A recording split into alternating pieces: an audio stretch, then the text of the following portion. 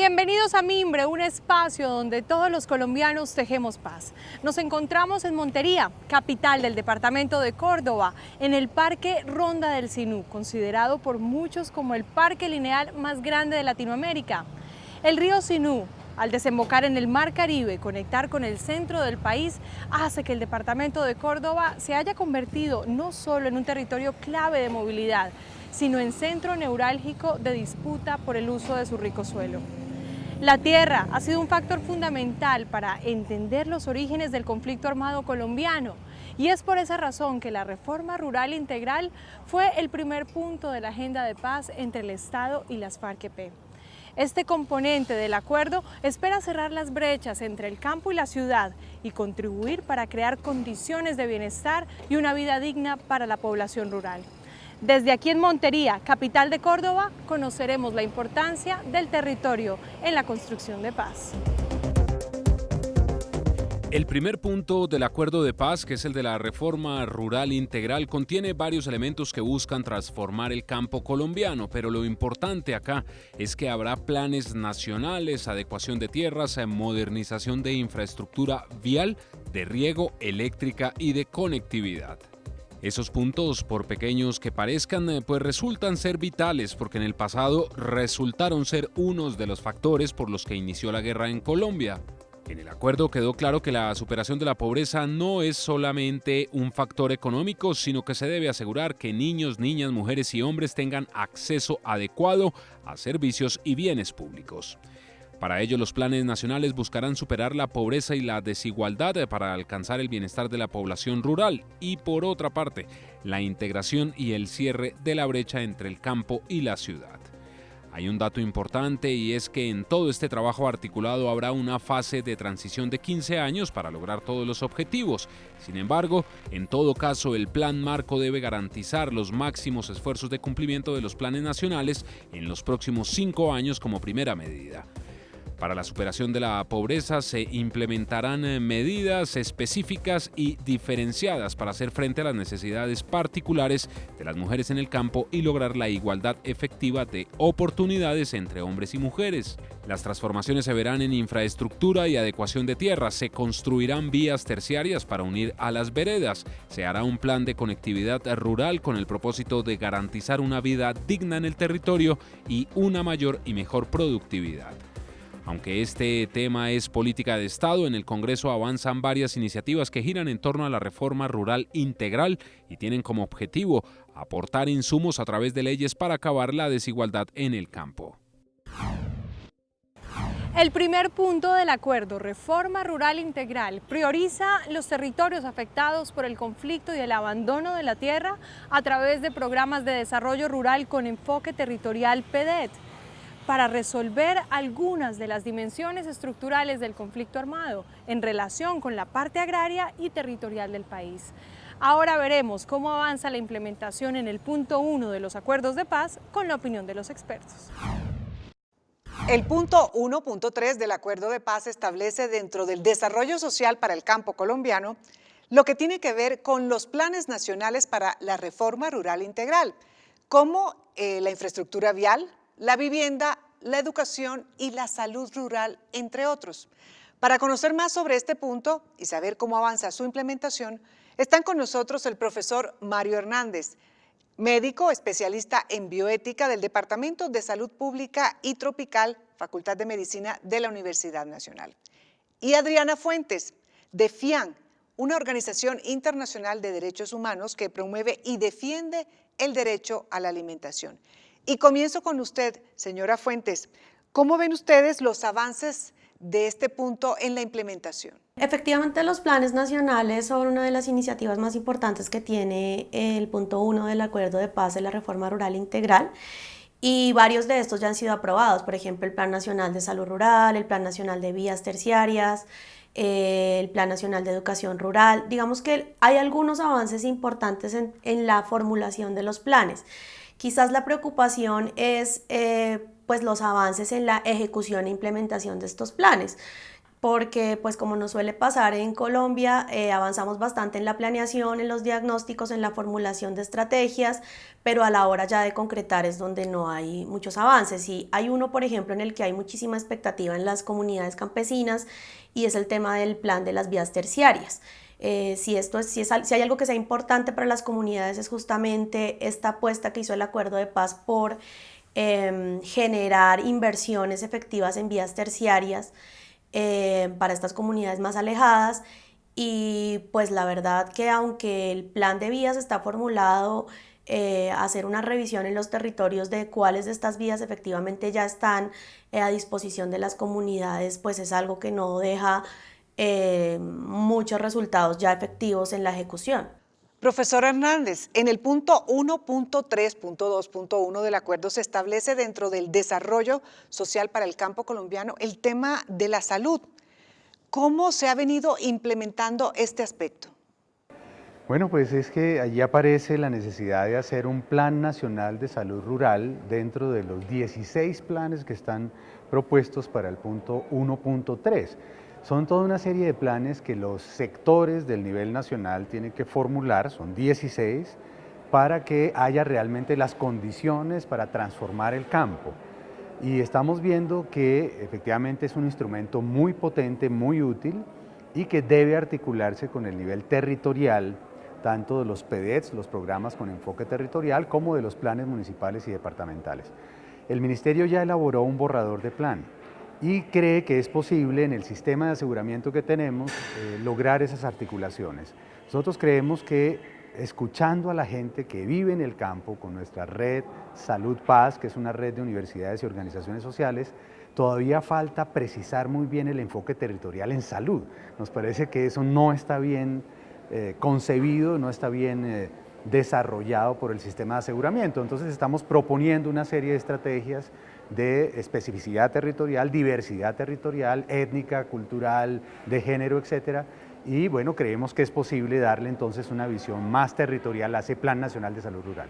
Señora Fuentes, en este punto, ¿en qué aspectos de la reforma rural integral se ha avanzado más? Pues como te digo, yo siento que los planes efectivamente se formularon, se generaron algunas metas, luego se dijo que estos temas se iban a meter en el plan de desarrollo y ahora lo que se ha venido es tratando de hacer la articulación. De hecho, lo que este gobierno planteó en el Plan Nacional de Desarrollo fue, bueno, cómo articular las metas del plan de desarrollo del cuatrenio con algunas de las metas de los planes. Y están en ese proceso. El tema es que un poco la preocupación que nosotros hemos visto pues desde la sociedad civil es que nos estamos quedando en el ejercicio de cómo articular los planes, ¿no? Y en eso hemos gastado ya bastante tiempo en cómo articular los planes nacionales con los planes de desarrollo locales, con el Plan Nacional de Desarrollo. Digamos, es interesante el ejercicio de que hay que articular las diferentes estrategias, pero como que el tiempo va avanzando y nos quedamos en el ejercicio de formulación y articulación. Y como te digo, lo que la gente quiere ver son las obras en territorio, ¿sí? O la gente, por ejemplo, en temas de salud quiere ver es efectivamente la mejoría de su acceso a la salud en los territorios. No otro documento de planeación con metas y estrategias, pues que eso no es lo que la gente en las comunidades está esperando. Profesor Hernández, usted habla de propuestas. ¿Cuáles son y a qué van encaminadas? Sí, pues el gobierno parte de la base de que toda la población está asegurada, tiene en régimen subsidiado o en régimen contributivo ya un aseguramiento y esto implica pues que hay unas EPS encargadas de organizar la red de servicios para esta zona rural. Pero lo que hemos visto es que en la ruralidad no opera muy bien la red porque hay demasiada concentración en el tema de el lucro, es decir, tiene que ser rentable y esa rentabilidad no está garantizada. Entonces lo que estamos diciendo es que se necesita complementariedad con los actores públicos, en particular municipios, departamentos, red pública y Ministerio de Salud, con el apoyo incluso de organizaciones sociales regionales, locales y de universidades para desarrollar modelos novedosos, innovadores para poder responder adecuadamente, porque el sistema de aseguramiento se queda bastante corto, ya se ha demostrado en el campo por el tema de la rentabilidad. Señora Fuentes, en el punto 1.3.4 del acuerdo se establece el sistema de garantía progresiva del derecho a la alimentación. ¿Cuáles son, en su concepto, los mayores avances en este tema? Bien, este es un punto muy importante, a veces poco mencionado, de los aspectos fundamentales de la reforma rural integral. Para nosotros, quizás el avance más importante que tiene el acuerdo de paz es haber incluido una perspectiva del derecho humano a la alimentación, que avanza frente a otras nociones que han sido las que han predominado en la política pública nacional, como conceptos como la seguridad alimentaria, que sigue siendo importante, pero que nosotros consideramos que tenemos que dar un paso cualitativo para pasar de un enfoque de seguridad alimentaria a un enfoque de derecho humano a la alimentación, que es más amplio, integral y que además nos coloca en el marco de exigibilidad de derechos, digamos, a nivel internacional y a nivel nacional. El Estado tiene pocos avances en esta materia en realidad. Es un punto frente al cual nosotros hemos esperado que se generara un proyecto de ley que estructurara el sistema, que efectivamente esta idea del sistema articulara a las distintas entidades que tienen competencias y que tienen que ver con el tema alimentario, entendido además desde el proceso de producción, digamos, desde el campesinado que produce los alimentos hasta toda la cadena de comercialización, hasta, digamos, que llega el tema del consumo responsable, y además de todo el tema también de educación en cómo la gente se alimenta de mejor manera. En Colombia no solamente tenemos problemas de desnutrición, es decir, que la gente pues efectivamente sufra de hambre o no pueda consumir los alimentos, sino que además hay problemas de malnutrición, que nos ha llevado a índices de obesidad, problemas de salud, de prevalencia de enfermedades que podrían ser prevenibles si, digamos, el tema alimentario fuera abordado de mejor manera. Entonces, nosotros sentimos que el gobierno está en mora de implementar efectivamente ese sistema para la garantía del derecho humano a la alimentación y nutrición adecuada. Hay que hacer algunas reformas a las instancias en las que el tema se ha venido manejando, porque hasta ahora pues son instancias donde hay mucha participación, digamos, de distintas entes del gobierno, pero son instancias donde no hay presencia de la sociedad civil, y justamente parte de lo que quería el acuerdo era fortalecer la participación ciudadana en la planeación de la política pública alimentaria. Entonces creemos que esa reforma está pendiente. Es un tema que ojalá el Congreso de la República pueda abordar a través de un proyecto de ley, o que a través de un decreto, de una norma se pueda realizar, porque realmente pues es uno de los temas que creemos está más quedado en el avance, digamos, en la implementación del punto 1.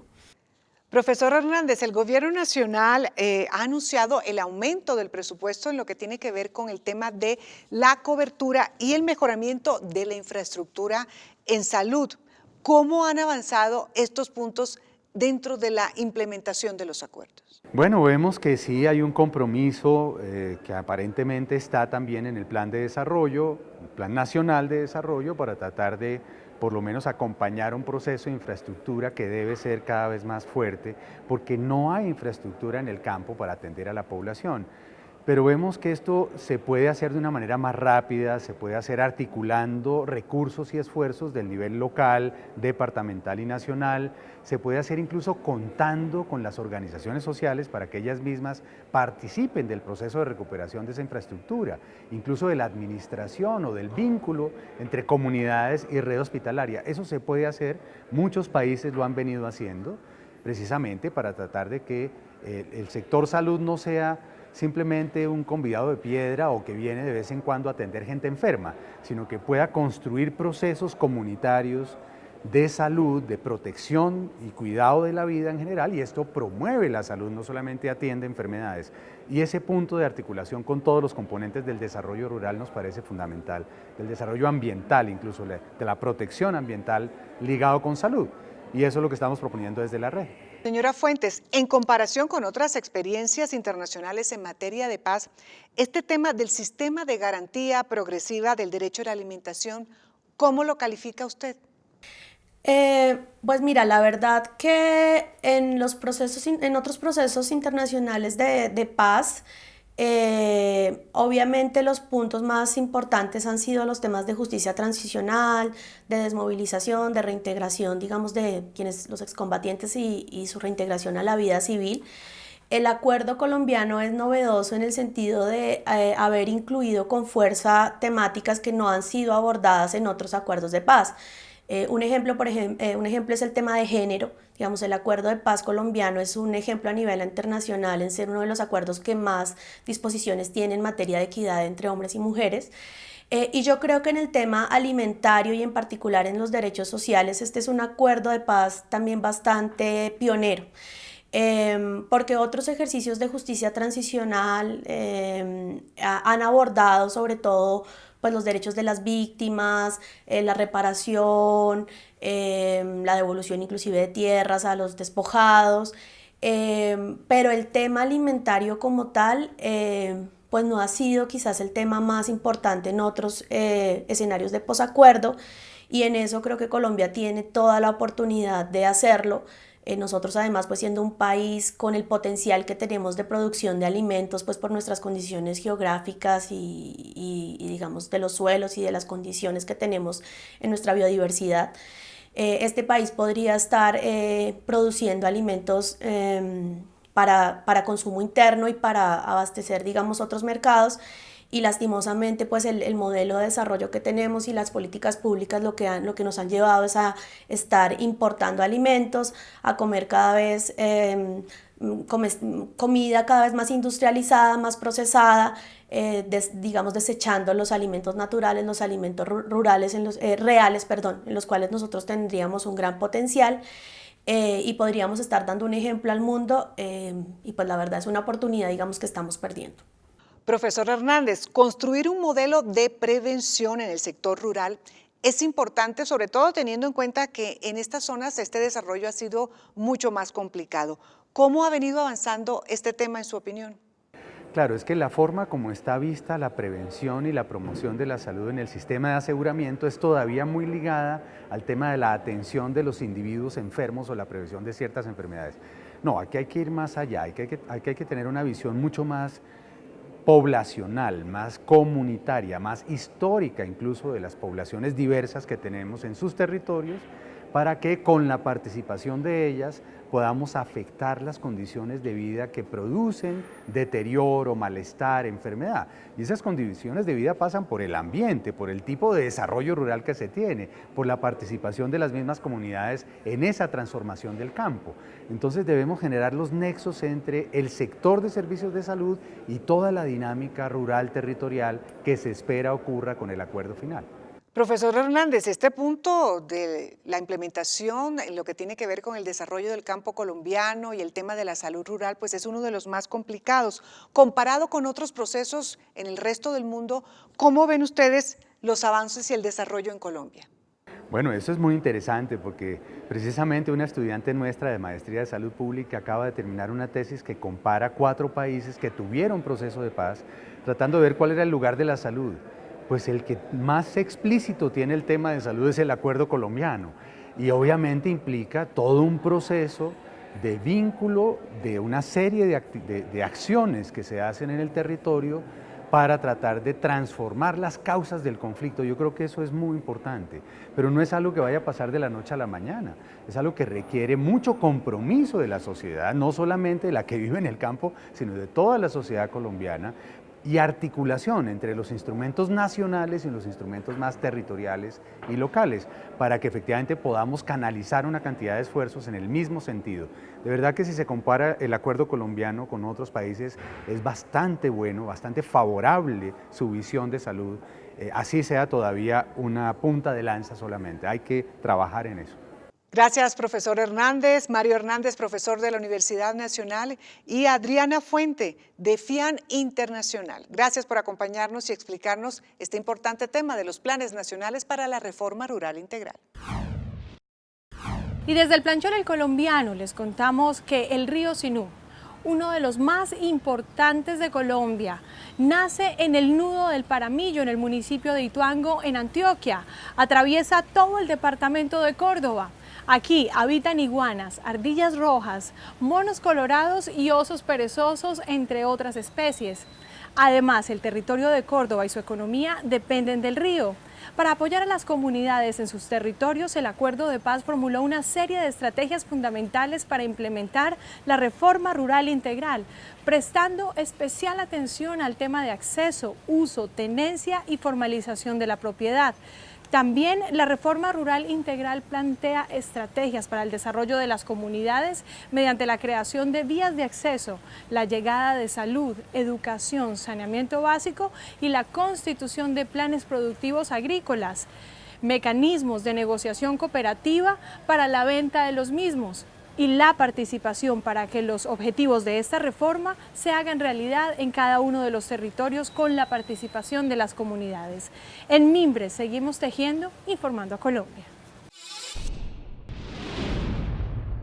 Ovejas, en el departamento de Sucre, fue el lugar escogido como uno de los municipios priorizados en el país para implementar el Decreto Ley 902 de 2017 sobre la reforma rural integral. Asimismo, fue elegido como parte de los 23 municipios focalizados para la realización de los pilotos del catastro multipropósito con el fin de promover un desarrollo sostenible, abrir las puertas a la inversión y afianzar la presencia del Estado en el territorio. Por eso se entregaron más de 1.000 títulos de propiedad a familias campesinas de ese lugar, porque justamente el Acuerdo de Paz habla de distribuir la tierra de manera equitativa y justa.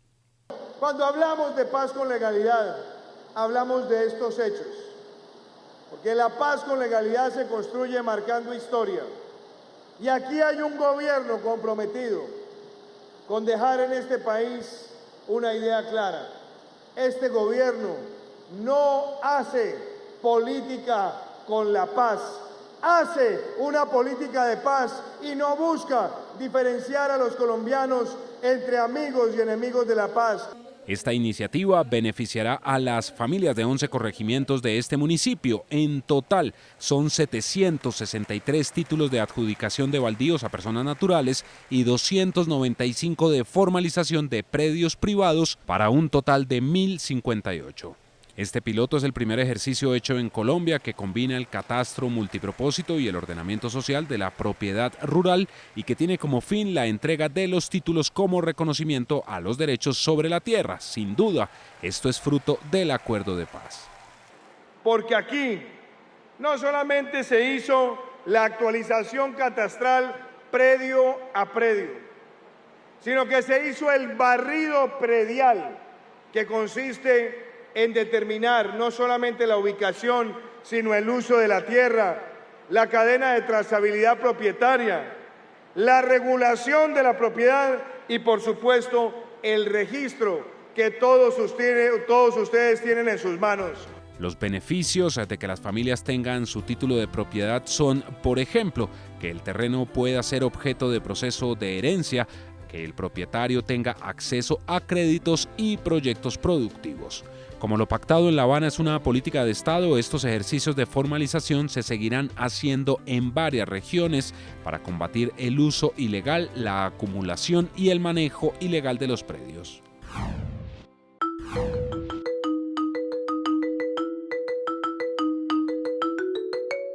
Hasta el 31 de diciembre de 2019 se extendió el beneficio de la asignación mensual para los exguerrilleros de las FARC que se acogieron al Acuerdo de Paz y que se encuentren en la legalidad. Este nuevo plazo se otorga mientras se aprueban los componentes de la etapa de reincorporación a largo plazo y la asignación económica beneficia a 10.962 personas en proceso de reincorporación. La ampliación de este beneficio lo da la Agencia para la Reincorporación y la Normalización a través de la Resolución 2536, en la que están las características y condiciones para seguir recibiendo esta renta básica mensual. Este beneficio se creó en agosto de 2017 como consecuencia del Acuerdo de Paz y su vigencia es de 2 años, por lo que al finalizar el mes de agosto se acabaría la asignación de la renta básica. El gobierno argumenta que la ampliación de esta medida se hace para fortalecer el proceso de estabilización económica de quienes están en el proceso de reincorporación. Sin embargo, los excombatientes deben estar en algún proceso como formación académica, formación para el trabajo, acompañamiento psicosocial y generación de ingresos. Así las cosas, se mantiene tal cual como venía operando la asignación, es decir, que se pagará el equivalente al 90% de un salario mínimo legal. Por este año seguirán recibiendo 832.633 pesos aproximadamente. Pacto por Colombia, Pacto por la Equidad nos definió 4 líneas estratégicas en materia de reincorporación. Uno es la continuidad de los apoyos económicos por parte del gobierno nacional a todos los excombatientes que le estén aportando fielmente a su ruta de reincorporación, que se estén apalancando en esos proyectos educativos, sociales y comunitarios, pero que le están apostando a la legalidad. A ellos llega el 100% del acompañamiento institucional, pero también el 100% de los apoyos económicos por parte del Estado. Independiente de que esté o no esté trabajando, que eso fue una de las mejoras que hizo el Plan Nacional de Desarrollo. Si la persona está haciendo su proyecto de vida en el marco de la legalidad, en un trabajo formal, pueden recibir el acompañamiento estatal hasta cuando culmine su ruta de reincorporación. Sean sostenibles por su propia cuenta en este marco de la legalidad. La renta básica no aplicará para exguerrilleros que estén recibiendo más de 5 salarios mínimos en algún empleo, que esté condenado o que se salga de los listados de acreditación. Habrá algunas excepciones en las que se pagará si hay estas circunstancias. Por ejemplo, quienes estén en licencia de maternidad, incapacidad médica, presentación a la JEP o salida del país autorizadas. Según la resolución, el pago de la renta y seguir recibiendo estos beneficios debe estar acompañada de una de las actividades de reincorporación. No solamente por ser exguerrilleros les darán dinero.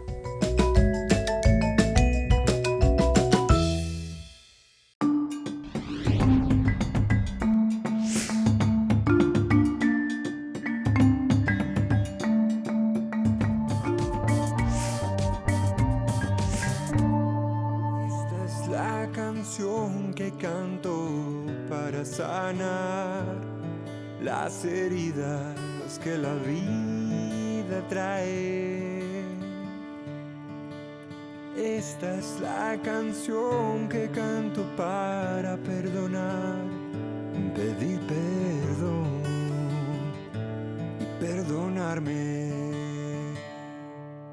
Aprendí que perder hace parte de andar.